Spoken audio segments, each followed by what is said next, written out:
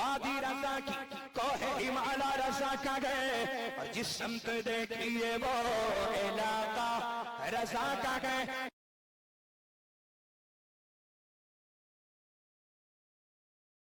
بسم اللہ الرحمن الرحیم، نحمدہ ونصلی ونسلم علی رسولہ الکریم، اما بعد فاعوذ باللہ من الشیطان الرجیم، بسم اللہ الرحمن الرحیم، انا انزلناہ فی لیلۃ القدر، صدق اللہ العظیم، وبلغنا رسولہ النبی الامین الکریم، ونحن على ذلك من الشاہدین والشاکرین، والحمد للہ رب العالمین۔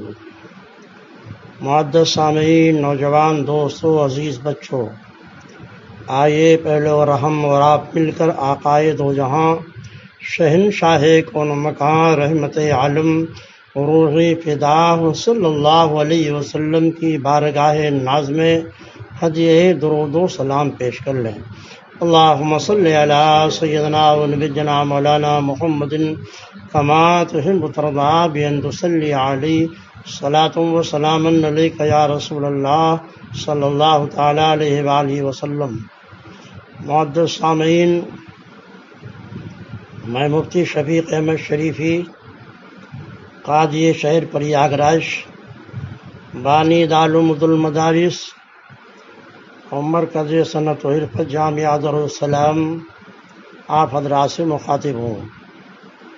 معزز سامعین، آپ سبھی جانتے ہیں کہ ہمارا ملک اس وقت وبائے عام میں سختی سے گھرا ہوا ہے اور کثرت سے موتیں واقع ہو رہی ہیں۔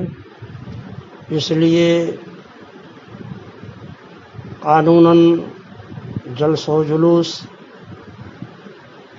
اجتماعی تقریبات میں لوگوں کی حاضری کی شرکت ممنوع قرار دے دی گئی ہے۔ ماہ رمضان کے مقدس دنوں میں ہمارے علماء و خطبہ و ائمہ کرام مساجد کی ممبروں سے بھی آپ کو دین کی باتیں پہنچاتے رہتے تھے، لیکن سال گزشتہ کی طرح اس سال بھی مساجد کے ممبر خاموش ہیں، اور ائمہ کرام، علماء و مشائخ جو مساجد کے ممبروں سے آپ تک دینی باتیں پہنچا رہے تھے وہ نہیں پہنچا پا رہے ہیں۔ آئیے دعا کریں کہ پروردگار عالم ہمیں جلد سے جلد اور ہمارے اس ملک کو جلد سے جلد وبائے عام سے نجات عطا فرمائے، اور آئندہ ہم ماہ رمضان المقدس تک ہمیں اور آپ کو زندگی عطا کرے، اعمال صالحہ کی توفیق عطا فرمائے اور گناہوں سے بچائے۔ معزز سامعین، میں نے جس آیت مقدسہ کے تلاوت کا شرف حاصل کیا ہے، بڑی مشہور آیت مقدسہ ہے، انا انزلناہ فی لیلۃ القدر، ہم نے قرآن کریم کو قدر کی رات میں اتارا ہے۔ مختصر لفظوں میں مکمل قرآن کریم حضرت سیدنا جبریل علیہ الصلاۃ والسلام لوح محفوظ سے لے کر کے آسمان دنیا، جسے آسمان اول بھی کہا جا سکتا ہے، یہاں تشریف لائے، اور اسی ماہ مقدس میں، ماہ رمضان المبارک میں، آسمان دنیا پر فرشتوں کو مکمل قرآن کریم لکھوایا، اور پھر حسب ضرورت 23 سال کے عرصے میں امام النبیین، سید المرسلین، ان سب کے آقا و مولا صلی اللہ علیہ وسلم پر قرآن کی آیات کا تھوڑا تھوڑا کر کے نزول ہوتا رہا، کیونکہ مکمل قرآن کریم ماہ رمضان ہی میں اور شب قدر میں نازل ہوا۔ اس طرح قرآن اور رمضان کا بہت گہرا تعلق ہو گیا، اس لیے فرائض و واجبات کی ادائیگی کے بعد اس ماہ مقدس میں تلاوت قرآن کریم کی کثرت یہ سب سے محبوب اور پسندیدہ عمل ہے۔ ہمارے ائمہ، بزرگان دین، صالحین امت کثرت کے ساتھ اس ماہ مقدس میں قرآن کریم کی تلاوت کیا کرتے تھے۔ معزز سامعین، اب یہ مقدس رات اور اس آیت کریمہ کا شان نزول کیا ہے؟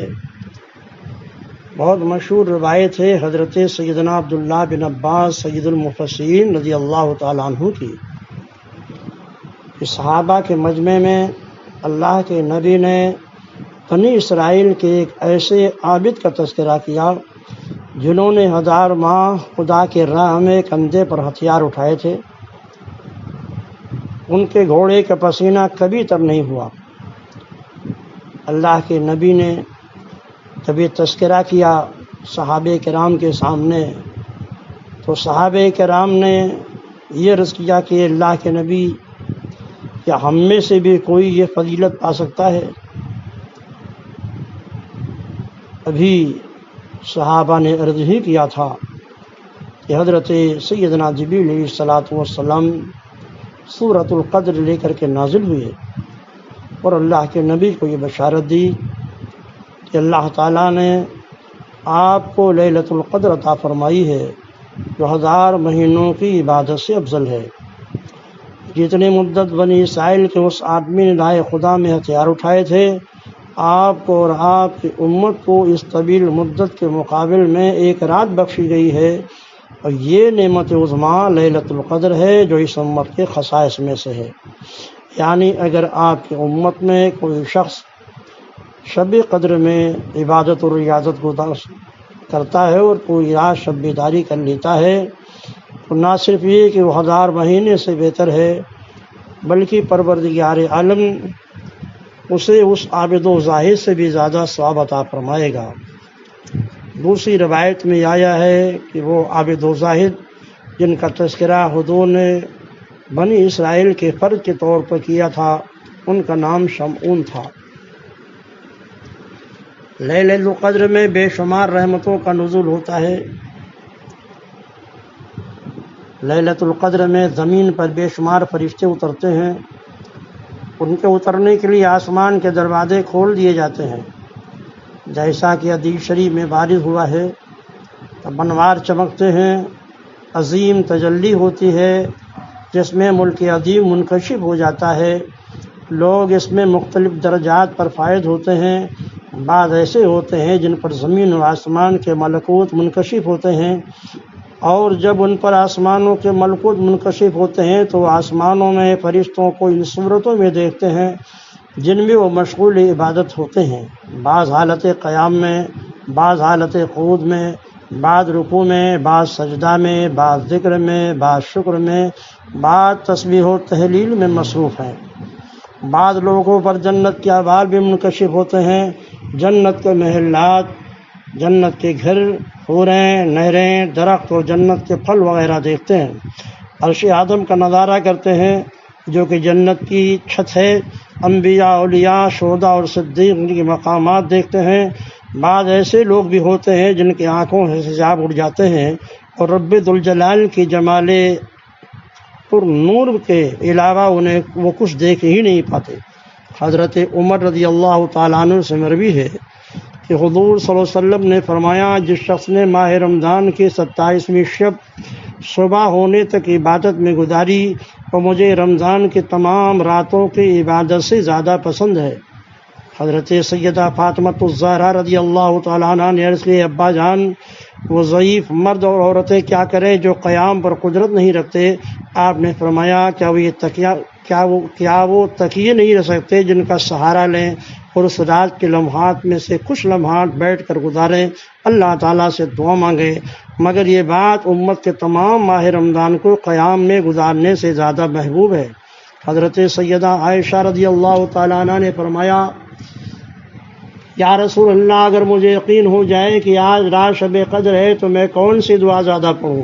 اللہ کے رسول نے ارشاد فرمایا، آپ بھی غور سے یہ دعا پڑھ لیں۔ یہ دعا کثرت سے پڑھی جائے، اللہم انک عفو وتحب العفو فاعف عنی، اللہم انک عفو وتحب العفو فاعف عنی، اللہم انک عفو وتحب العفو فاعف عنی، اللہم انک عفو، اے اللہ تو معاف فرمانے والا ہے، وتحب العفو اور معافی کو پسند فرماتا ہے. فاعف عنی تنہا ہو تو فاعف عنی پڑھے، اور اگر جماعت میں ہو تو فاعف عنا پڑھے. اے اللہ ہم سب کو معاف فرما دے. معزز سامعین، یہ دعا آپ بھی یاد فرما لیں. اب شب قدر کون سی رات ہے؟ احادیث مقدسہ کی روایات سے پتہ چلتا ہے کہ اللہ کے نبی نے فرمایا رمضان کے عشر اخیرہ کی طاق راتوں میں سے تلاش کیا جائے. 21، 23، 25، 27، 29. محتاطین نے یہی ارشاد فرمایا ہے. اس لیے اگر کوئی خوش قسمت بندہ اعتکاف میں بیٹھتا ہے تو اسے شب قدر کا ملنا بالکل یقینی ہوتا ہے.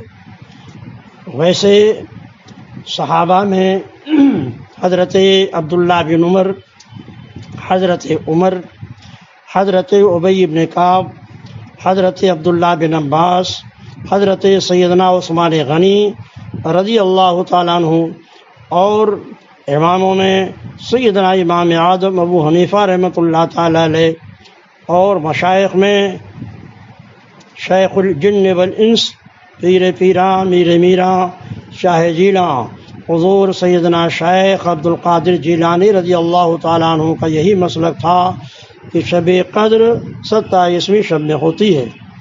حضرت عثمان غنی کے ایک غلام تھے قنبر، انہوں نے عرض کیا، یہ ہمیشہ حضرت عثمان غنی کے سامان تجارت کو لے کر سمندری راہ سے سفر کرتے رہتے تھے. انہوں نے عرض کیا سیدنا عثمان غنی سے کہ سال میں ایک عجیب سی رات آتی ہے جب سمندر کا پانی بھی میٹھا ہو جاتا ہے. آپ نے ارشاد فرمایا کہ جب وہ رات آئے تو مجھے اطلاع دینا. چنانچہ آئندہ سال جب ماہ رمضان آیا، 27ویں شب تھی، تو آپ کے غلام قنبر نے آپ کو اطلاع دی کہ آج سمندر کا پانی میٹھا ہو گیا. اسی سے آپ نے اندازہ لگایا کہ شب قدر ماہ رمضان کی 27ویں تاریخ کو ہوا کرتی ہے. حضرت عبداللہ بن عباس، حضرت عمر فاروق رضی اللہ تعالیٰ عنہ نے کہا کہ میں نے طاق عددوں پر تو 7 سے زیادہ کسی طاق عدد کو لائق اعتماد نہیں پایا. پھر جب 7 کے عدد پر غور کیا تو فرمایا آسمانوں کو بھی 7، زمین کو بھی 7، رات کو بھی 7، دریا بھی 7، صفا مربع کے درمیان سوئی بھی 7 بار ہے، خانہ کعبہ کا طواف بھی 7 بار ہے، رمی جمار بھی 7 ہے، انسان کی تخلیق بھی 7 اعضاء سے ہے، اس کے چہرے میں بھی 7 سوراخ ہیں. قرآن مجید میں حامیم سے شروع ہونے والی صورتیں بھی 7 ہیں، سورۃ الحمد کی آیات بھی 7 ہیں، قرآن پاک کی قراتیں بھی 7 ہیں، نیز منزلیں بھی 7 ہیں، سجدہ بھی 7 اعضاء سے ہوتا ہے، جہنم کے دروازے 7 ہیں، جہنم کے نام 7، اس کے درجے بھی 7، اصحاب کہف کی تعداد 7 دن کے مسلسل لگاتار آندھی سے قوم عاد ہلاک کی گئی. حضرت یوسف علیہ السلام 7 سال جیل خانے میں رہے. بادشاہ مصر نے خواب میں 2 گائے دیکھیں، ان کی تعداد بھی 7 تھی. قید کے بھی 7 سال تھے، ارزانی کے بھی 7 سال تھے. پنجگانہ نماز کے فرائض کی رکعتیں 17 ہیں. اللہ تعالیٰ کا ارشاد ہے وَسَبْعَةٍ إِذَا رَجَعْتُمْ، جب حج سے فارغ ہو کر لوٹو تو 7 روزے رکھو. نسبی عورتیں بھی 7 ہیں، 7 ہی ہیں جو حرام ہیں. سسرالی عورتیں بھی 7 ہیں جو حرام ہیں. کتا اگر کسی برتن میں منہ ڈالتے تو اللہ کے رسول کے ارشاد کے مطابق مستحب یہ ہے کہ اس کو 7 بار پاک کرنے کا حکم دیا، صاف کیا جائے، جس میں پہلی بار مٹی سے مانجا جائے. سورۃ القدر کے آغاز سے لفظ سلام تک حروف کی تعداد 27 ہے. حضرت ایوب علیہ السلام اپنی آزمائش میں 7 سال مبتلا رہے. حضرت ام عائشہ نے فرمایا کہ میں 7 سال کی تھی کہ رسول خدا نے مجھ سے نکاح فرمایا. سردی کے آخری دن 7 ہیں، 3 دن فاگن کے اور 4 دن چیت کے. رسول اللہ صلی اللہ علیہ وسلم نے فرمایا میری امت کے شہداء 7 طرح کے ہیں: راہ خدا میں مارا جانے والا مجاہد، تعاون سے مرنے والا، سل کے مرد میں مرنے والا، ڈوب کر مر جانے والا، جل کر مر جانے والا، پیٹ کے مرض، حیضہ وغیرہ سے مرنے والا، وضع حمل میں مرنے والی عورت، حضرت موسیٰ علیہ السلام کا طول اس زمانے کے 7 گز کے برابر تھا، آپ کے عصا کا طول بھی 7 گز تھا۔ جب یہ ثابت ہو گیا کہ اکثر چیزیں ساتھ ہیں تو اللہ تعالیٰ نے سلام ہی حتی مطلع الفجر فرما کر بندوں کو آگاہ کر دیا کہ شب قدر 27ویں شب ہے، کیونکہ اس میں 7 کا ہندسہ شامل ہے۔ اس لیلۃ القدر میں 9 لفظ ہیں اور یہ سورہ قدر میں 3 بار آیا ہے۔ 9 کو 3 سے اگر ضرب دیا جائے تو 9 تریق 27 ہوتے ہیں۔ اس میں بھی اشارہ ہے کہ شب قدر 27 تاریخ کو ہوتی ہے۔ معزز سامعین، ہمیں اور آپ کو چاہیے کہ رمضان المبارک کا بہت مختصر سا وقفہ رہ گیا ہے۔ لاک ڈاؤن کی وجہ سے کاروبار بھی بند چل رہے ہیں۔ اللہ تعالیٰ نے ہمیں اور آپ کو عبادت و ریاضت کا بہترین موقع عطا کیا ہے۔ آپ کا کوئی بھی وقت اس رمضان کے عشرے اخیرہ میں برباد نہ ہونے پائے۔ کوشش کریں کہ زیادہ سے زیادہ عبادت کریں۔ کچھ لوگ یہ سوال کرتے ہیں کہ آخر شب قدر کو کیوں متعین نہیں کیا گیا؟ اگر کوئی کہے کہ اس کی کیا وجہ ہے کہ اللہ تعالیٰ نے اپنے بندوں کو قطعی اور یقینی طور سے بھی شب قدر کو کیوں نہیں بتایا، وہ کون سی رات ہے؟ جس طرح شب جمعہ کی اطلاع تعین کے ساتھ فرما دی ہے، اس کو ان کا یہ جواب دیا جائے گا کہ عدم تعین کی وجہ یہ ہے کہ لوگ خالی اسی رات پر اعتماد نہ کر بیٹھیں، بلکہ اس رات کی تلاش میں ان کی عبادت و ریاضت کی مقدار بڑھ جائے۔ کیونکہ اگر معین کر دیا گیا ہوتا تو لوگ سمجھتے ہم نے ایسی رات میں عبادت کر ہی لیا ہے جو 1000 مہینوں سے افضل ہے، اب دوبارہ عبادت کی ضرورت کیا ہے، جبکہ اللہ نے ہمیں مغفرت کر دی۔ ہم کو بارگاہ الہی سے بڑے بڑے مراتب حاصل ہو گئے، جنت مل چکی، یہ خیال کر کے وہ عمل سے کنارہ کش ہو جاتے، مطمئن ہو کر بیٹھ جاتے، امید میں پھنس کر رہ جاتے، جس کا نتیجہ سوائے بربادی کے اور کیا ہوتا۔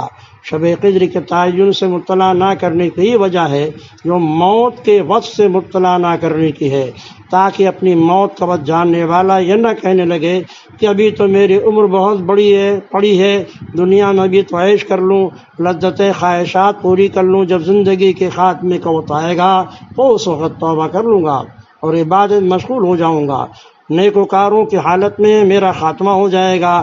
اس لیے اللہ تعالیٰ نے ان کے مرنے کا وقت پوشیدہ رکھا تاکہ آدمی کو ہمیشہ موت کا خوف لگا رہے، نیک اعمال میں مصروف رہیں، ہمیشہ توبہ کرتے رہیں، اعمال صالحہ میں مشغول رہیں اور ان پر موت اس حال میں آئے کہ وہ نیکی پر قائم ہوں۔ اس طرح دنیا میں بھی وہ جائز لذتوں سے محفوظ ہوں اور آخرت میں اللہ کی رحمت کے باعث عذاب سے بچ جائیں۔ ایک مقولہ ہے کہ اللہ تعالیٰ نے 5 چیزوں کو 5 چیزوں کے اندر چھپا رکھا ہے۔ بندے کی اطاعت میں اللہ نے اپنی رضا کو چھپا رکھا ہے، بندہ کے نافرمانیوں میں اللہ نے اپنے غضب کو چھپا رکھا ہے۔ درمیانی نماز جسے صلاۃ وسطیٰ کہا جاتا ہے وہ دوسری نمازوں میں اللہ نے چھپا رکھا ہے۔ مخلوق میں اپنے اولیاء کو اور ماہ رمضان میں شب قدر کو پروردگار عالم نے چھپا رکھا ہے تاکہ بندہ اس کی تلاش میں زیادہ سے زیادہ عبادت کرے۔ معزز سامعین، جب شب قدر آتی ہے تو حضرت سیدنا جبریل علیہ السلام کو حکم ملتا ہے اور وہ فرشتوں کی ایک بڑی جماعت لے کر زمین پر اترتے ہیں۔ حضرت ابن عباس سے مروی ہے کہ جب شب قدر ہوتی ہے تو اللہ تعالیٰ کو حضرت جبریل کو زمین پر اترنے کا حکم دیتا ہے۔ جبریل کے ساتھ سدرۃ المنتہا پر رہنے والے 70,000 فرشتے بھی ہوتے ہیں جن کے پاس نوری جھنڈے ہوتے ہیں۔ زمین پر نزول کے بعد جبریل اور فرشتے اپنے اپنے جھنڈے 4 جگہ گاڑ دیتے ہیں۔ نمبر 1 خانہ کعبہ کے پاس، نمبر 2 حضور اقدس صلی اللہ علیہ وسلم کے روضہ مقدس کے پاس، نمبر 3 مسجد بیت المقدس کے پاس، نمبر 4 مسجد طور سینا کے پاس۔ اس کے بعد جبریل فرشتوں سے کہتے ہیں کہ تم پھیل جاؤ۔ فرشتے زمین پر پھیل جاتے ہیں۔ کوئی گھر، کوئی کمرہ، کوئی کوٹھی، کوئی کشتی ایسی باقی نہیں رہتی جہاں مومن مرد یا عورت موجود ہو اور فرشتے وہاں داخل نہ ہوں۔ البتہ جس گھر میں کتا، سور، جاندار کی تصویر یا وہ پلید موجود ہو، جس کی پلیدگی زنا سے ہوئی ہو وہاں یہ فرشتے داخل نہیں ہوتے۔ داخل ہونے کے بعد تمام فرشتے تسبیح، تقدیس اور تحلیل میں مصروف ہو جاتے ہیں اور امت محمدیہ صلی اللہ علیہ وسلم کے لیے بخشش کی دعا کرتے ہیں، اور یہ معاملہ پوری رات تک جاری رہتا ہے۔ فجر کے بعد آسمان پہ چڑھ جاتے ہیں۔ آسمان دنیا کے رہنے والے دریافت کرتے ہیں آپ کہاں سے آئے؟ فرشتے جواب دیتے ہیں ہم دنیا میں تھے، کیونکہ یہ رات امت محمدیہ کے لیے شب قدر تھی۔ وہی فرشتے پھر پوچھتے ہیں کہ اللہ تعالیٰ ان کی حاجتوں کے بابت کیا حکم فرمایا؟ اس وقت حضرت جبریل کہتے ہیں اللہ تعالیٰ نے اچھے عمل کرنے والوں کو بخش دیا، بدکاروں کے لیے نیکوکاروں کی شفاعت قبول فرمائی۔ یہ سنتے ہی آسمان دنیا کے فرشتے اپنی اپنی آواز میں تسبیح و تقدیس اور رب العالمین کے حمد و ثنا کرنے لگتے ہیں، اور اس عمر پر اللہ تعالیٰ کا شکر بجا لاتے ہیں کہ اللہ تعالیٰ نے امت محمدیہ کی مغفرت فرما دی اور اپنی رضامندی کا اظہار فرمایا۔ اس کے بعد آسمان دنیا کے فرشتے ان فرشتوں کے ساتھ دوسری آسمان تک جاتے ہیں۔ وہاں بھی اسی طرح سوال و جواب حمد و ثنا کا غلغلہ بلند ہوتا ہے، یہاں تک کہ فرشتے 7ویں آسمان تک پہنچ جاتے ہیں۔ اس کے بعد جبریل علیہ السلام فرماتے آسمان کے رہنے والوں لوٹ جاؤ۔ فرشتے اپنی اپنی جگہ واپس چلے جاتے ہیں۔ سدرۃ المنتہا کے رہنے والے فرشتے بھی چلے جاتے ہیں۔ سدرہ کے رہنے والے دریافت کرتے ہیں کہ تم کہاں گئے تھے؟ یہ بھی ویسے ہی جواب دیتے ہیں جیسا کہ آسمان دنیا کے رہنے والے فرشتوں نے دیا تھا۔ ان کا جواب سن کر سدرۃ المنتہا کے رہنے والے فرشتے بھی تسبیح و تحلیل و تقدیس بلند آواز میں کرنے لگتے ہیں۔ ان کی آوازیں جنت المأوہ تک سنی جاتی ہیں، ان کی آواز جنت نعیم، اس کی آواز جنت عدن، ان کی آواز جنت الفردوس، ان کی آواز عرش الہی تک جاتی ہے۔ وہ سبھی حمد و ثنا، تسبیح و تحلیل میں مصروف ہو جاتے ہیں اور ان انعامات پر شکر بجا لاتے ہیں جو اللہ تعالیٰ نے امت محمدیہ پر فرمائے ہیں۔